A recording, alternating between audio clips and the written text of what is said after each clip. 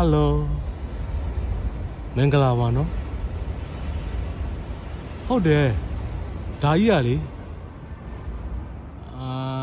ကျွန်တော်တို့မိသားစုတွေပေါ့နော်တော်ရမှာလာနေတဲ့ယာယီခိတ္တခဏဥရောပရဲ့ကျွန်တော်တို့မြို့ရဲ့ဘူတာလေးပေါ့နော်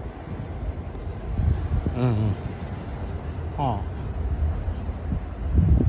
ပြမယ်လေနော်ဒီမှာတော့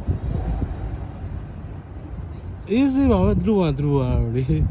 ဘယ်လိုပြောလဲဆိုအဆင်ပြေတယ်ဆိုတော့လေနော်သိပြီးဘာမှအထွေထူးမရှိစပိန်မန်လေးရဲ့ဒုတိယမြို့တော်ဒီမှာဟော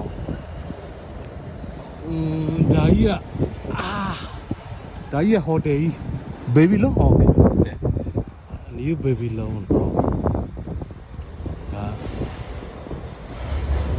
ဘောကမြို့ရင်းရထားပေါ့မြို့ရင်း sorry မြို့ရင်းထွက်ပေါ့နော်တူလေးတွေပေါ့မြို့ရင်းသွားတဲ့အကောင်လေးကျွန်တော်တို့ရဲ့ဘူတာလေး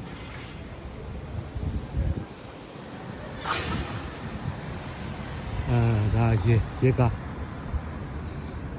ဒီမှာတော့တရားဥပဒေစိုးမိုးရေးကောင်းတယ်နော်သူတို့ကတော့လုံးမရှိလုံးရှာပြီးပတ်နေတယ်ဒါမျိုးလေးဘူတာလည်းဝင်တော့ဒါဘူတာကျွန်တော်တို့ဘူတာကလေး spacey ဒါဘူတာကျွန်တော်တို့ဘူတာ